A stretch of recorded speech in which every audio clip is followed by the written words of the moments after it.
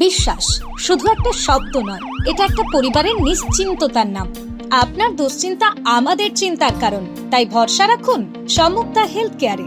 এবার আরামবাগে 24 ঘন্টা অত্যাধুনিক কার্ডিয়াক ক্যাথল্যাব, অভিজ্ঞ কার্ডিওলজিস্টের তত্ত্বাবধানে এনজিওগ্রাফি ও এনজিওপ্লাস্টি ও পেসমেকার এবং অন্যান্য হার্টের অপারেশন এখন আপনার শহরে।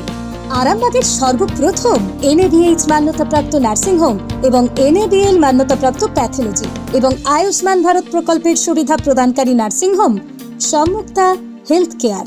বিগত 11 বছর ধরে আপনাদের বিশ্বাসের সঙ্গী। ঠিকানা বসন্তপুর মোড়, আরামবাগ, হুগলি। সম্মুক্তা হেলথ কেয়ার, আপনার প্রতিটা হৃদস্পন্দনের নিরাপদ ভরসা। ফাঁকা রাস্তায় ওভারটেক করাকে কেন্দ্র করে এক বাইক আরোহীকে মারধরের অভিযোগ অপর বাইক আরোহীদের উপর।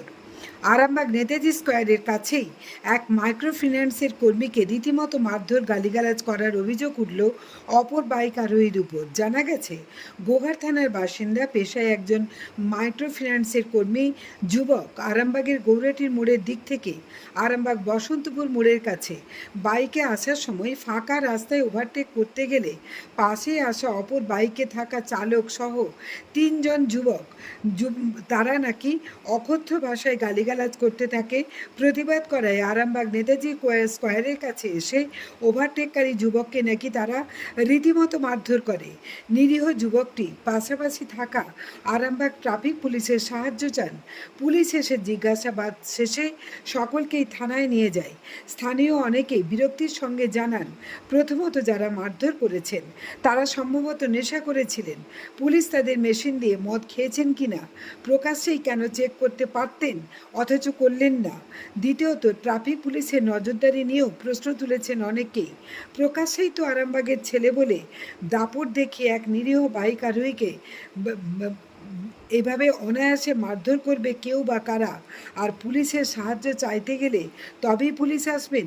ট্রাফিক পুলিশের পক্ষ থেকে আরও বেশি করে সিসি ক্যামেরায় নজরদারি বাড়ানোর প্রয়োজন বলেও অনেকের অভিমত। দেখুন বিস্তারিত। কারণ বলতে আমি এটাকে বলে গৌরাটের দিকে আসছিলাম। গৌরাম থেকে আসার পথে আমি ওনাদের বাইকে 3 জন যাচ্ছিল, ওনাদিকে ওভারটেক করেছি। ওনাদের ওভারটেক করতে ওনারা আমাকে গালাগালি করছে। তো আমি গালাগালির মধ্যে শুধু ওনাদিকে বলেছি যে আমি শুধু ওভারটেক করে যাচ্ছি, তার জন্য গালাগালি করছেন কেন? আমার তাতে রয়েছে আমি ওভারটেক করে যাচ্ছি, তারপর গালাগালি করছেন কেন? ওনারা সেই নিয়ে আবার মা বোন তোলে গালাগালি করে। তো এই সিগনালে পড়েছিল, সিগনালে দাঁড়িয়ে থাকতে আমি বলছি আপনারা গালাগালি করছেন শুধু, আমার মা বোন তোলে আমি কি করেছি? তো ওরা নেমে আমাকে মারধর করেছে। 3 জন মিলেই মেরেছে? 3 জন মিলে, শুধু ওই দাদা যিনি চালাননি উনি মারেননি, কিন্তু উনিও আবার ওদের সাথে সাথ দিচ্ছিলেন, বলছিলেন যে হ্যাঁ তোমার মজা নেই, সেরকম কিছু বলছিলেন, কিন্তু উনি মারেননি, বাকি 2 জনরা মেরেছে। জাস্ট আপনার অপরাধটা যে আপনি শুধু ওভারটেক করে এসেছেন, রাস্তা ফাঁকা আছে, আপনি ওভারটেক করবেন, সেটা তো স্বাভাবিক। ওইটাতেই ওনাদের প্রবলেম হচ্ছে, কি জানি, ওনারাই জানেন। তা আপনি কি পুলিশ কমপ্লেন করলেন না পুলিশ দেখে নিজেই করলো? পুলিশদেরকে আমি গিয়ে বললাম, তো ওখানে স্যারেরা ছিলেন, ওনারাও এলেন, সমাধান দিতে। কি নাম আপনার? রাজীব পাখিরা। কি করেন? আমি ওই মাইক্রো ফাইন্যান্সে কাজ করি। বাড়ি কোথায়? বাড়ি গোঘাট থানা, রতনপুর গ্রাম। উনি যেটা বলছেন, হ্যাঁ আমি কিছু বলতে পারছি না। আপনি গাড়ি চালাচ্ছিলেন তো? চালাচ্ছিলাম।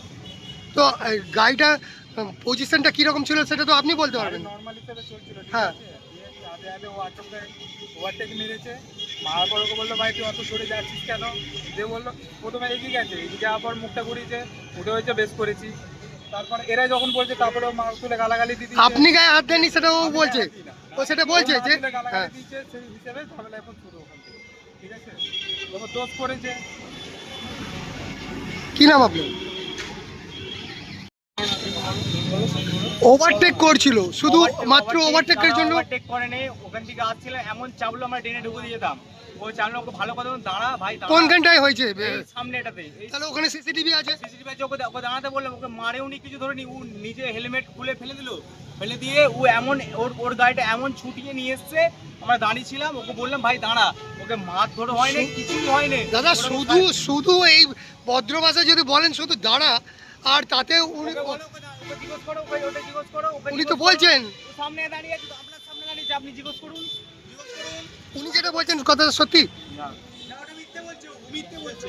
ক্যামেরা রয়েছে এখানে, অনুরোধ যে ক্যামেরাটা চেক করা হোক আর দেখা হোক কতটা দোষী। আমার নাম ওকে জিজ্ঞেস করুন। আমার নাম আপনি তো নিজের পায়ে দাঁড়াতে পারছেন না, আমার নাম আমার নিজের পায়ে দাঁড়াতে পারছি না। মানে আপনি টলমল করছেন কেন? ওদের টলমল করছে, ও টলমল করে নে, ওদের টলমল, ওকে জিজ্ঞেস করুন। ওনাকে মারধর করেছেন, উনি তো টলমল করবেন। ওকে, আমার তো আরামবাগে বাড়ি, ওকে জিজ্ঞেস করুন।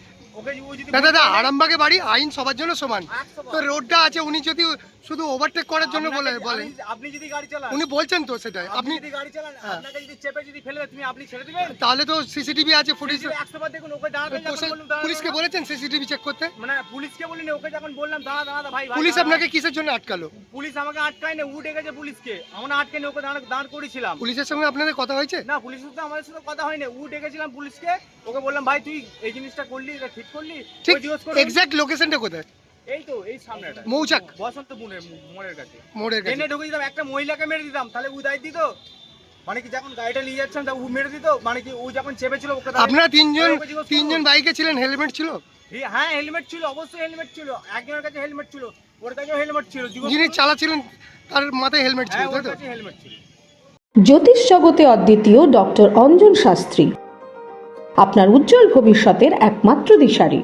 Call for booking 7477886099 or log in www.anjanshastri.com। Download করুন আমাদের exclusive mobile app astro Anjan.